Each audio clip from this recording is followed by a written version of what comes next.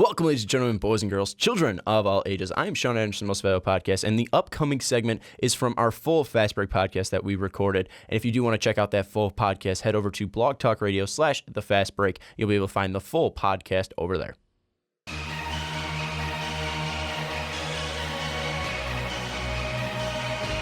This podcast is brought to you by Most Valuable Podcasts, leading the league in podcasting entertainment.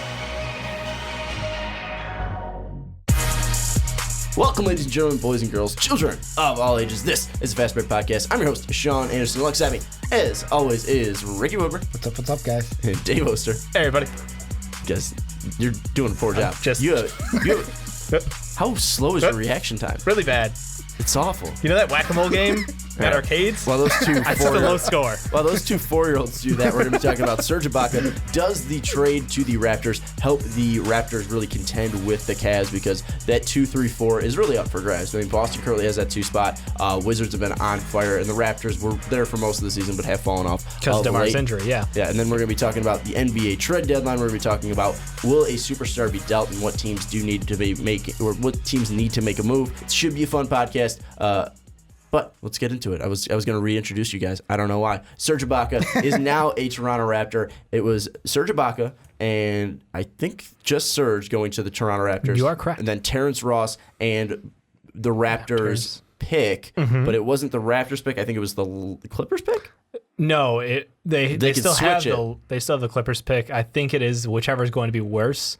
I think that's what's still up in the air, and it looks like right now it will be the Raptors pick. Yeah, right now they have the Clippers pick, which is sitting at 25 because Toronto's currently sitting at 21. So, there you go, yeah. So it's whichever's worse. Yeah, Orlando's going to get the worst of the two. So first off, I don't think we really need to say who won this trade. I think just Orlando was trying to get some value back for Serge Ibaka because he was in an expiring contract. Sean, I know you have some feelings about how the Magic have done things in recent history. I would just like you to frame this and remember, how did he get down to Orlando? Well, first off, I mean, if you want to take the broad scope of these trades, you pretty much traded Tobias Harris, Victor Oladipo, and Domantas Sabonis for Terrence Ross and a 2017 first rounder. That's rough. And that's outside of the lottery, too. So you traded a lottery pick in Sabonis for a 2017 first rounder, which is going to be like 25, and then Terrence Ross for Tobias Harris and Victor Oladipo. That's bad. You had 10 starters on the Orlando Magic. It was a bad move. You had no offense. Terrence Ross might be able to bring you some offense, but he's got a lot of athleticism, hasn't been able to really turn that into a ton of scoring, but has been behind DeMar DeRozan. I don't think we need to say who won this trade. We all know that Toronto won this trade because you're boosting your team. You needed a power forward position, and you get one of the guys that can stretch the floor, can play defense, a guy that's been a fourth option before and can really be a great player for you. But is it enough to push them over the Cavs? I love the move, and I think that this matchup that they've added to this team of Serge Ibaka is huge, and I think it does help improve their odds of being able to take on Cleveland in a series. What it does is it improves the spacing on the floor, and like you said, they get a reliable scorer who knows his spot. He's not your primary scorer. He's a great second, third option, and that's what he'll be on this team because you do have Lowry, you do have DeMar DeRozan, so what he's going to get is a lot. Valanciunas as well. Valanciunas, but that's like a nightly question because when they run through Valanciunas, it works, but at the same time, like it's not an every night option because it's a black hole of offense at that point. Just want to say, man, I'm just mentioning him. Fair enough. Give the big some credit. But no, like what I'm thinking is this team where DeMar's offense is that mid-range game, and when he drives into the lane and slashes, we're going to see Serge Ibaka gain some wide open looks, and he's already having his best offensive year. Well, about his best offensive year, I can say. He's shooting 38% from 3 and 48% from 2. He has really, really had a good year. Unfortunately, it's been for the Orlando Magic, and no one's been paying attention to him, and that's fair. But again, you're still getting a guy who is right in his prime, who is one of the best defenders at the 4 in the NBA right now, which helps that matchup with Kevin Love, if healthy, come playoff time. And I think that even Al Horford, we talked a little bit about Celtics before the show and how they'd probably see that matchup as well if it came down to it. But I think this stabilizes the core for Toronto this year and almost guarantees them, like, hey, we're legit. We took you late into a series last time. We're going to do it again. And I think this time they've got a really, really good shot at it. Well, I mean, the thing for me is, of course, does this help the Raptors? Duh. It doesn't make them worse. But it's one of the things where I still feel like in my mind I'm giving the nod to I would maybe put a Celtic Cavs Eastern Conference Finals. Like if I had to predict it right now, I would still say the Celtics and the Cavaliers because the Cavaliers are the most complete team in the East, and they have the best player in the NBA. I don't think you have to make the case. I don't think you have to make the case for the Most complete Cavs. team? They got no bench. I mean, besides, East. do you need a bench to win in the East? No, you only needed about 7 players. Yes, you don't need a bench to win these. And So you got 2 off the bench. As soon as they get guys 1.5. coming back that are healthy, They staple some people together.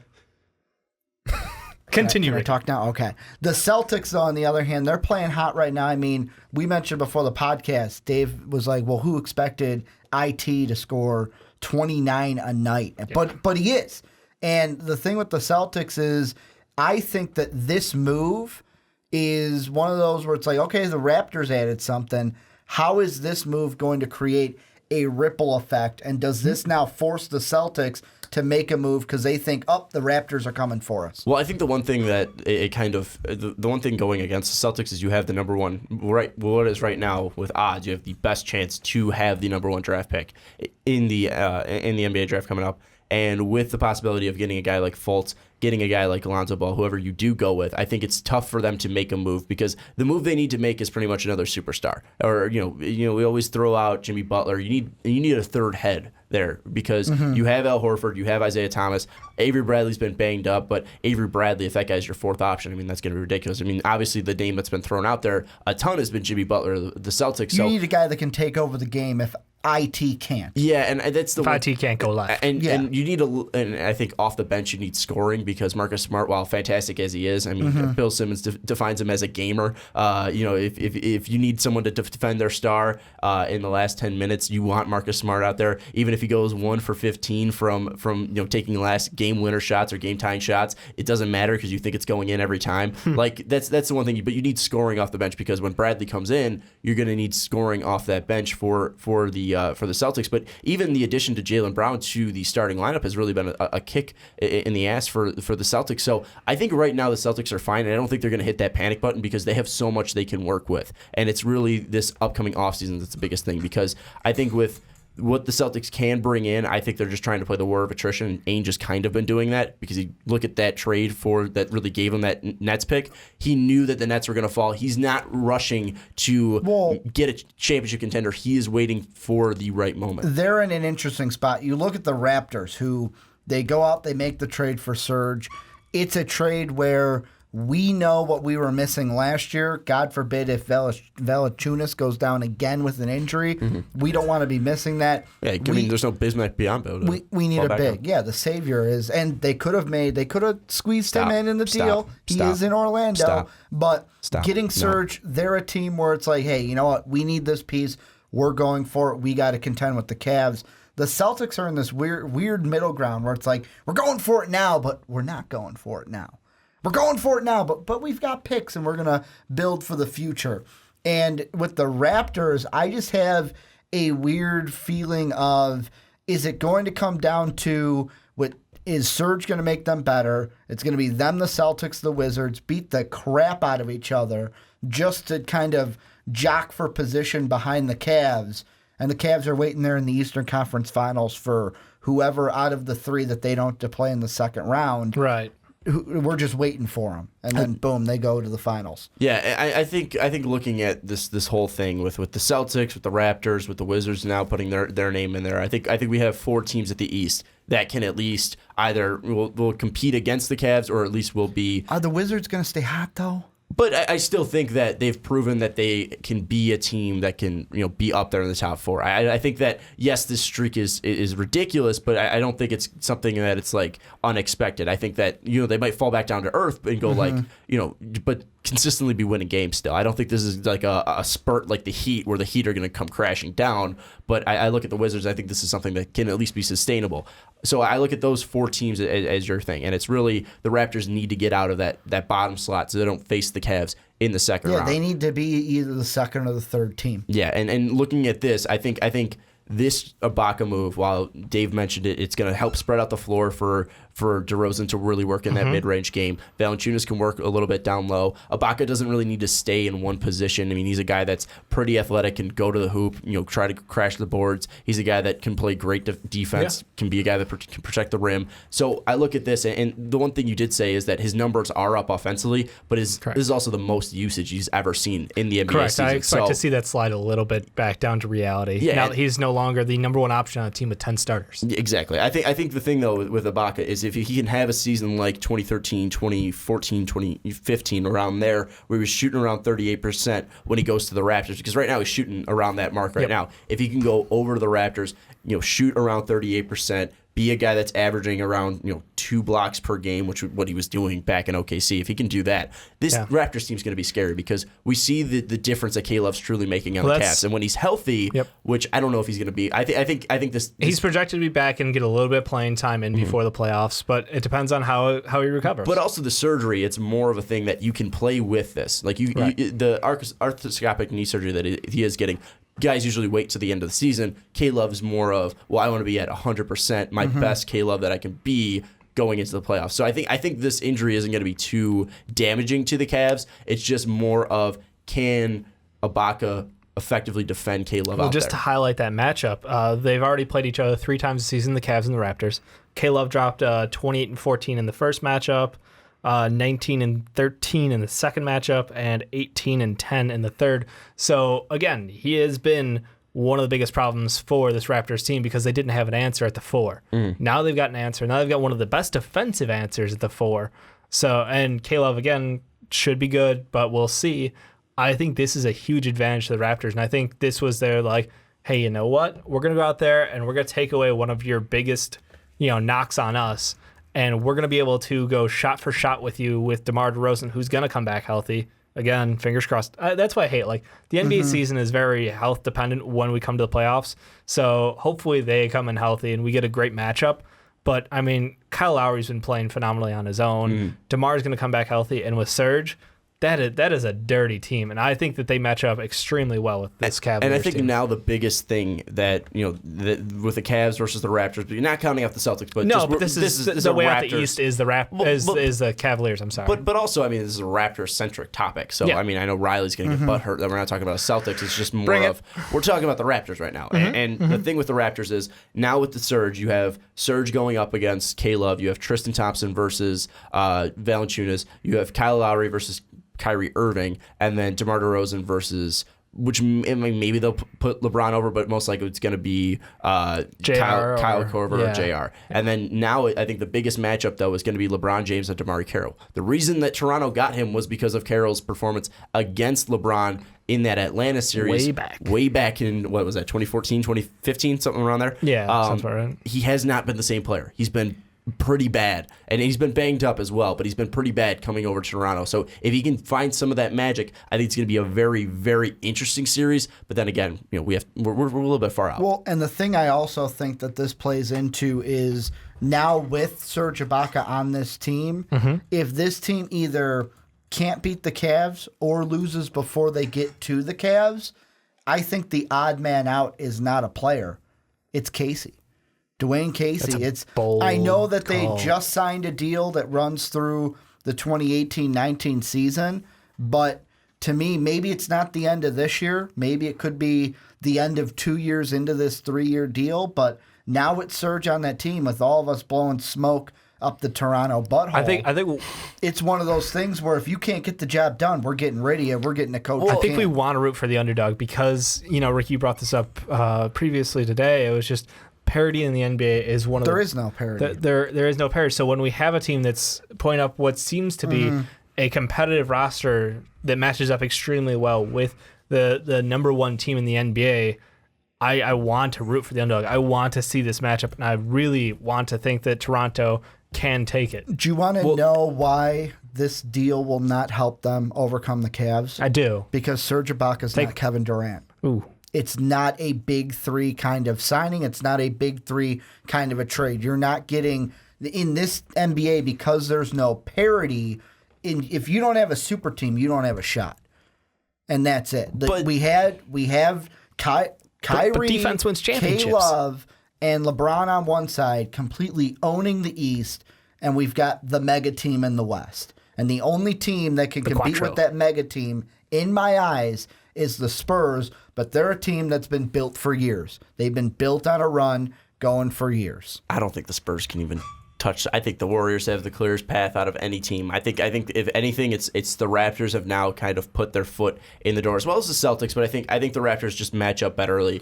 Would 1 through I love 5. the Cavs to lose before the finals? But you don't say, Rick. You're not a fan of the Cavs. But the thing is, rivalries, Dave. They run deep with me. The thing is Elo. Remember that, Craig Elo. The thing is if Casey, I mean not Casey, because I'll go to Casey real quick because you brought it up. If DeMar Carroll can step up. And you have him being able to slow down. It's a big if the way he's been performing, but he's done it before. Yeah.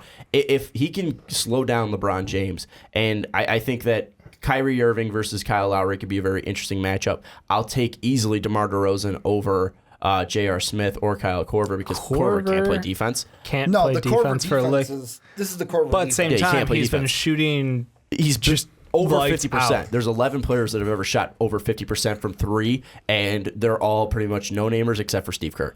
Well, and Detlef Schrempf did it in like 181 tries. Really, what he's doing at the pace. Disrespect the Shrimp. No, but what I'm more saying is the pace he's doing it. Not a lot of people have done it, and those people that have done it are like Steve Kerr and like Jason Capono one year. And the thing I want to mention about the Carroll point is this now something where we're looking back? Is it Carroll who it's like, what are you doing? You can't do it? Or was this, this is what he did against LeBron in the button-hoser offense and our defense in Atlanta. He comes over to Dwayne Casey's system, and he can't do the same thing. But that's also a fair question. But also health as well. Because he was banged up last year, hasn't been able to really come back to it. But I think that's a fair question. I'm also just throwing But at what point do you let that off the hook? Because, I mean, you can use health as an excuse for all time, but it's just like, dude, at some point you have to live up to our expectations. And that's one of the things where I think DeMar Carroll, I think you're right. He performed really great and he earned that contract coming off the Atlanta series. But I just think that's kind of going to be the sticking point of the series because I'm sorry, we've seen LeBron go off on the Golden State Warriors and take over an entire series on his own, like solo. Just dude, I got this. And I feel like putting all that on DeMar Carroll, like there's no way you can.